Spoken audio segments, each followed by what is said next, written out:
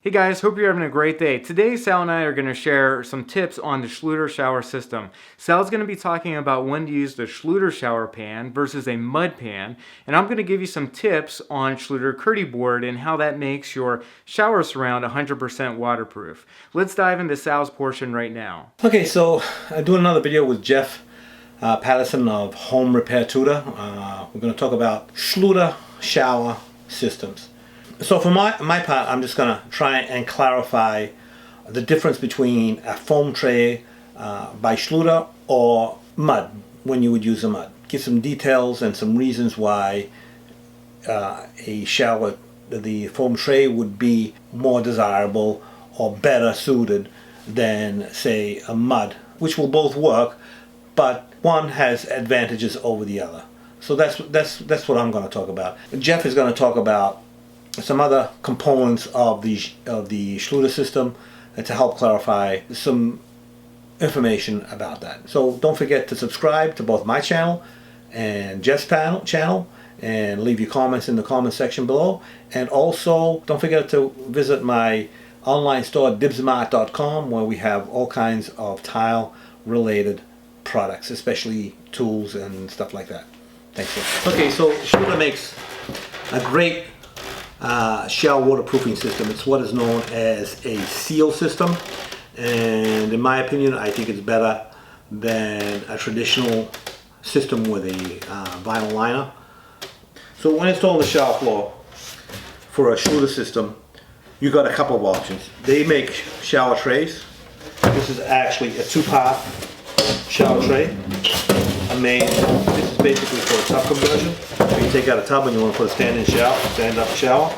So they make this one for you. Pretend you didn't see that. So this one here is for a tub conversion, I was saying. So you basically take out your tub and then you can put this in as your shower floor, and it's all sloped correctly, and it's got a spot for the drain here where this is the shower, this is the drain, which comes in, has different components in there. I'll talk about that in a moment. With these trays, I'm not going to go into details on how to install it, just when you would use a shower tray as opposed to a mud shower floor. So these are great because, like I said, they're all pre-made, they're pre-sloped, they got a hole for the shower, for the drain. Everything is there for you. It comes with a membrane to make it waterproof, and then other components which Jeff is going to talk about is the Kerdi band and the Kerdi board or the Kerdi membrane. But Jeff's going to talk about that. So the question is, when do you use a shower tray and when do you use mud? So if you don't know how to do mud, then a shower tray is a good option, but it's not always the best option.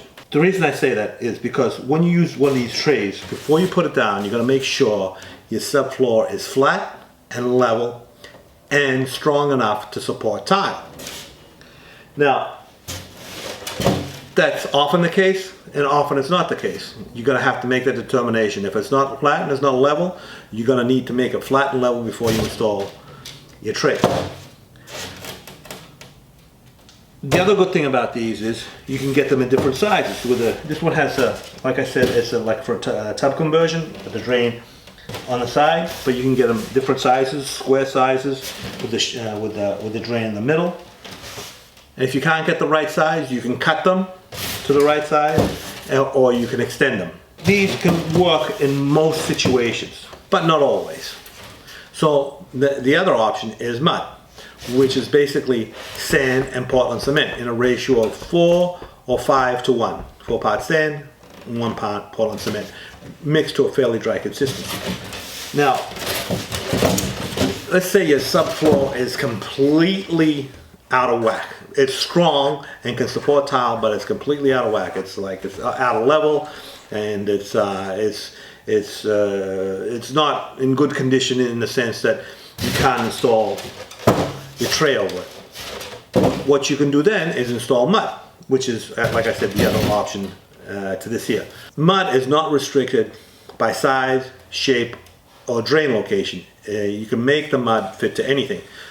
So if this doesn't work, mud is an option. There's always an option to get your shower floor done for your shower. And in conjunction with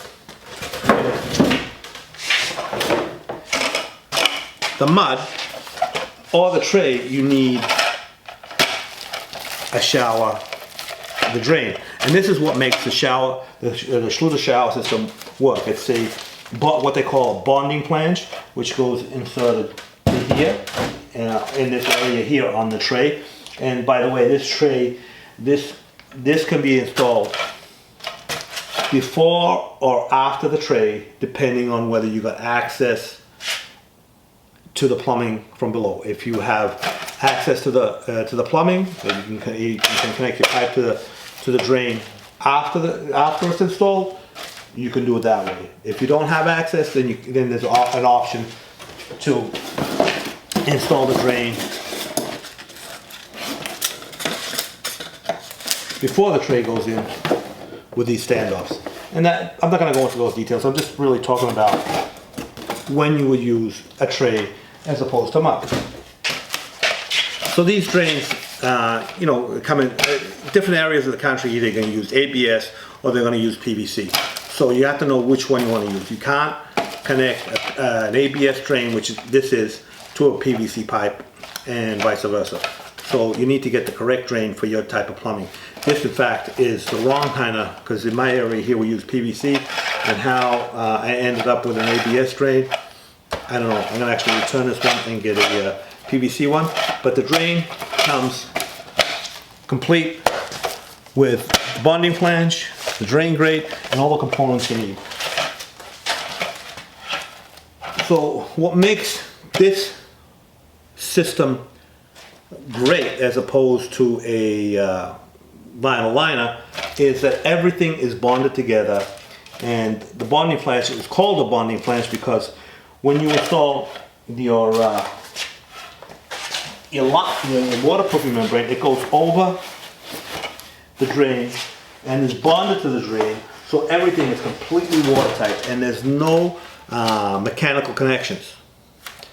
So this is a great system. So you need, for your shower floor, you can either use foam tray, cut it to size, extend it, or make it work. The thing is, if you have to cut this is all pitched towards the drain. You can't see it on here, but it's actually all pitched so that the water will go to the drain. So that's basically the reasons why you would either use one or the other. So just going to talk about the studs in the shower, going to talk about the banding, which is a critical part of the system, and the Kerdi fix. So don't forget to subscribe to my channel and to Jeff's channel. Leave your comments in the comment section below. And don't forget to check out my online store, dibsmart.com, where we sell all kinds of tile tools and tile related products. See you next time. Alright, so now you know, thanks to Sal, when you should be using a Schluter shower pan and when a mud pan is best. Now I'm going to be giving you some quick tips on how to properly install the Kerdi board system that goes with the Schluter shower pan. We really like Kerdi board because it's strong, it's lightweight, meaning it's easy to handle, and it's also easy to cut. You just use a utility knife.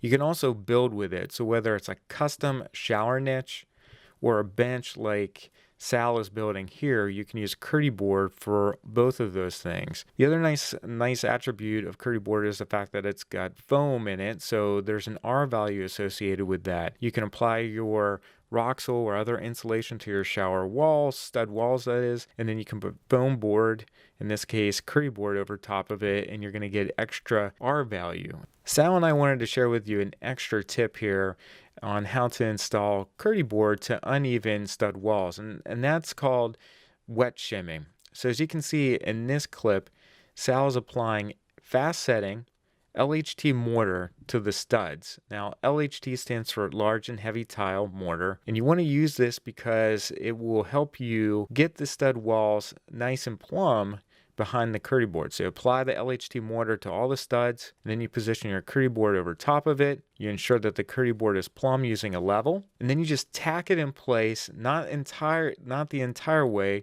using screws. So you just want the screw to go into the Kerdi board and into the stud enough to hold it in place. You don't want the screw to go the entire way into the stud wall, because that would defeat the purpose of the wet shimming. Once the LHT mortar is dry, then you can use your screws and washers to set the Kerdi board per the handbook, the Schluter handbook. Another really great tip is the fact that you can use Ditra to bump out Kerdi board for tile mosaics. So let's say your tile mosaic is a little bit thinner than the field tile. You can add a layer of Ditra to the Schluter Kerdi board, and that will make your field tile flush with the tile mosaic. So you can also use 3/16 inch Kerdi board for this. Kerdi board is directly installed over the studs. You don't have to put cement board or drywall behind it. And if you are going to be using blocking, you need to add the blocking to the walls before you set your Kerdi board to the studs. Now, studs need to be 16 inches on center for 1/2 inch Kerdi board, or 24 inches on center for 3/4 inch Kerdi board. You should only be using Kerdi board approved screws and washers. The screws must go 3/4 of an inch into the wood stud though, to ensure that the Kerdi board is appropriately mounted to the wall. Seams should abut at the studs. You can use screws and washers to fasten both panel edges. That way you can save a little bit of money on the screws and the washers. The maximum on-center spacing for screws and washers is 12 inches. You can see here the boards are installed first, then the shower pan goes in. Kerdi board seams should be sealed with Kerdi band. They should overlap the seam by 2 inches. You need to use an unmodified thin set or Schluter all set to do this. The 2-inch overlap is needed to ensure appropriate waterproofing, and you want to use either a 1/4 inch by 3/16 inch trowel or a Kerdi trowel for the thin set. All the notches should face one direction. Then you can embed the Kerdi band using either a drywall knife or the Kerdi board trowel. You want to make sure that you remove all air pockets underneath the Kerdi band in between the thin set, and then you want to also seal the screws and washers with Kerdi band as well. Kerdi seal can be used for the mixing valve. I personally like this option because it just provides you with some reassurance that the mixing valve is going to be completely waterproofed, or at least that area.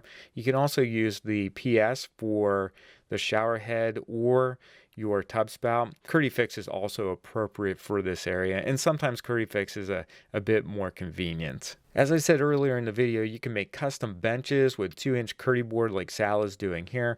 It's a really great option because you're eliminating wood and screws inside a shower, which obviously gets moist and wet, so you don't have to worry about rot or metal corroding. And the nice thing about Kerdi board, if you're using it to build a custom shower niche like Steve is doing here, is you can build a niche to any size and shape, and it's going to be completely waterproof. We also like Kerdi board for showers where you have to waterproof around the window. As you can see, that's what Steve is doing here. It's not ideal. You'd want to take the window out if you can, but sometimes you just can't do that, and that's where using Kerdi board, Kerdi band, and Kerdi Fix really come in handy. Lots of really great tips in today's video. Now keep in mind, if you need tools and different materials for tile setting, check out Sal's website at dibsmart.com. That is a phenomenal place to get things like T-lock and tile spacers, tile cutters, you name it. Dibsmart.com has it. Also, if you want help with remodeling a shower or maybe a complete master bathroom remodel, you should check out bathroomrepairtutor.com, because that's where Steve and I have all of our complete video tutorials, and they're phenomenal. They've helped out a ton of different people with bathroom remodeling projects, and we know it could help you out as well. So check out bathroomrepairtutor.com. That's it for today. Thanks so much for watching the video. If you've got any questions, let us know in the comments, and we'll see you in the next one. Take care.